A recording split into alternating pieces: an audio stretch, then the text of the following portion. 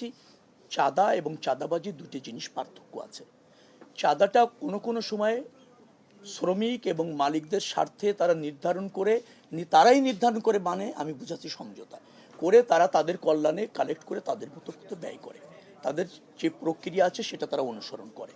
আর সেটা একটা কোনো জায়গায় এটাকে চাঁদাবাজি বলাটা কঠিন। চাঁদাবাজি আমি বলতেছি চাঁদাবাজি হচ্ছে সেইটি যেটি মানুষকে বাধ্য করে জোর করে নেওয়া হয়, তাদের নির্ধারিত প্রক্রিয়া না, কোনো অবৈধ শক্তি সেটা করতে চায়, সেটা করার কোনো সুযোগ নেই, সেটার করার আমাদের এই মন্ত্রণালয়ে থাকবে না, যে কোনো মূল্যে আমরা সেটা আপনার হতে দিব না, সেটা আমাদের অঙ্গীকার। কিন্তু যে চাঁদাটাকে কোনো সময় চাঁদাবাজি বলা হয় সেটা অনেক সময় সমঝোতা তারা করে নিয়েছেন পরিবহন মালিকরা, তাদের অর্থ তারা এই হারে কালেক্ট করে তাদের এই কল্যাণে ব্যয় করবে, সেটা আমার জায়গা থেকে রহিত করাটা কোনো সুযোগ থাকে না, আমি সেটা মিন করতে, সেটা অপরাধ, সেটা আমরা নজরদারি করবো না। আছে আপনি দেখেননি না, আমি মালিকদেরই বসছি, একটু শোনেন না প্লিজ, আপনি তো দেখেন না, এটা দেখার বিষয় না। কথাটা হচ্ছে আমি শ্রমিক কেন্দ্রীয় সংগঠন যারা আসছে তাদের নিয়ে বসেছি ওই ঘটনার পর, মালিকদের যে সমস্ত আছে সমিতি আছে তাদের নিয়েও বসেছি, তারা ব্যয় করেন। আর সবচেয়ে ব্যাপার হচ্ছে আপনি একটা শর্তে একটা সমিতি রেজিস্ট্রেশন নিয়েছেন, ট্রেড ইউনিয়ন করছেন, সেখানে কোনো ব্যত্যয় হলে এটা বাণিজ্য মন্ত্রণালয়ের অধীনে তারা দেখতে পারে। চাঁদাবাজি নিশ্চয়ই একটা ফৌজদারি অপরাধ, সেটা যদি ঘটে অভিযোগ থাকলে আমাদের কাজটা কি, সেটা হচ্ছে নিশ্চয়ই স্বরাষ্ট্র মন্ত্রণালয় দেখতে পারে, ফৌজদারি অপরাধ হিসেবে ব্যবস্থা নেবে। আমরা যোগাযোগ মন্ত্রণালয়ে আমাদের এটা নিরাপদ সড়ক রাখতে চাই, পরিবহনগুলো একটা শৃঙ্খলার সাথে সেটা চলছে এবং যাত্রী বহন করছে, এটা আমাদের সুপারভিশনের দায়িত্ব। সে জায়গায় আমরা মনোযোগী আছি, যেখানে ব্যত্যয় হচ্ছে আমরা স্বরাষ্ট্র মন্ত্রণালয় বাণিজ্য মন্ত্রণালয়ের সহযোগিতা নিয়ে এখানে একটা জবাবদিহিতা আনার চেষ্টা আমাদের অঙ্গীকার এবং সেটা করছি।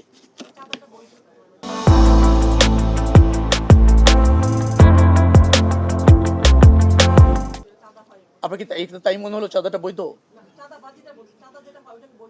বৈধটা এখন ধরেন আমি তো মসজিদ কমিটিতে চাঁদা দিচ্ছি, এখন কি বলবেন? আমি তো রিহাবের মেম্বার, প্রতি বছর চাঁদা দিই, কি বলবেন? এটা অবৈধ বলবেন? আমি জাতীয় নির্বাহী কমিটির মেম্বার, আমার পার্টিকে একটা নির্ধারণ করা আছে চাঁদা দিতে হয় বছরে এই কয়টা টাকা, অল্প কয়টা টাকা, আপনি কি অবৈধ বলবেন? আপনি অবৈধ বলতে পারেন, আমি তো আপনাকে জড়িত করতে পারবো না। আমরা বলতে পারি যে আমাদের ঢাকাতে যে ট্রাকগুলো ঢুকে কয়েকটা জায়গায় দাঁড়িয়ে যে টোকেন দিয়ে নেওয়া হয়, এটা আসলে আমি তো বলছি না, আমি বলছি ট্রাক মালিক সমিতি তাদের কল্যাণে যে টাকাটা নেয় তাদের মধ্যে মিটিং করে নির্ধারণ করে সেটা বৈধ। যারা পথে অবৈধভাবে নেবে সেটা তো অবৈধ, সেটা আপনারা মনোযোগী যদি করতে চান আমরা তৎপর আছি। স্পেসিফিক বলেন যে এই জায়গায় এটা ঘটছে, ডেফিনেটলি নেসেসারি অ্যাকশন নেওয়া হবে।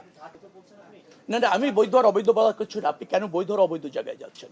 বাস মালিকদের কাছে আপনি বলছেন যে নেওয়া হয় যারা রুট কোম্পানিগুলি চালায়, এখন কোম্পানি এবং বাস মালিক কি শর্তে ওখানে বাস দিয়েছেন সেটা জানলে বোঝা যাবে যে সেখানে কোনো ব্যত্যয় ঘটছে কিনা। এখন কোম্পানির সাথে যদি বাস মালিকদের ওইরকম সমঝোতা থাকে, তার বাসটি ওই রুটে চললে তিনি 100 টাকা দিবেন, আমি জানি না আছে কিনা, থাকলে তো আপনি অবৈধ বলতে পারছেন না, উনি অ্যাগ্রি করেছেন। আর যদি ওনার কাছে জোর করে নেওয়া হয়ে থাকে যেটা উনি অ্যাগ্রি করেন নাই, আমাদেরকে এত করেন, আমরা ব্যবস্থা নেব, অবশ্যই দেখবো। আপনি নজর এনেছেন, ডেফিনেটলি আমি না। নতুনত্ব হচ্ছে কি যে যেখানে সফলতা আমরা শতভাগ করতে চাই, এটাই নতুনত্ব। এখানে নতুন তো আর আমাদের ধরেন পরিবহন সেক্টরও বড় পরিবর্তন হয় নাই, মানুষের জীবনযাত্রার মানেরও পরিবর্তন হয় নাই, আমাদের যাতায়াত প্রক্রিয়া সেট। আমরা ছুটি পাবো, যে লঞ্চে যাই দৌড় দিয়ে লঞ্চে যাই, যে টিকিট করিনি যে বাসে যেতে চাই দৌড় দিয়ে বাস স্টেশনে যাই। আমাদের এই যাত্রা তো আর পরিবর্তনটা হয়নি, ম্যানারের পরিবর্তন হয়নি, সেটা যাতে ফাংশন করে যথা উপযুক্তভাবে যাত্রীর স্বার্থে, জনগণের স্বার্থে, সে ব্যাপারে আমরা আরো জোরালো ভূমিকা নিচ্ছি। ধন্যবাদ সবাইকে, আমি আর চাচ্ছি ধন্যবাদ সবাইকে। না, সিটি কর্পোরেশনের নামে যদি চাঁদাবাজি এরকম থেকে থাকে আমি জ্ঞাত নই, নিশ্চয়ই আপনার সাংবাদিক সম্মেলন শেষ করার পর সিটি কর্পোরেশনের যিনি নির্বাহী কর্মকর্তা আছেন উনি যুক্ত ছিলেন, তার নজরে আমরা এনেছি। আবার জোরালোভাবে বলবো যে এই ধরনের কোনো রকমের অনৈতিক কোনো সুবিধা সড়কের মানে যান চলাচল যেখানে থাকবে, যানবাহন থেকে সংগ্রহ করার কোনো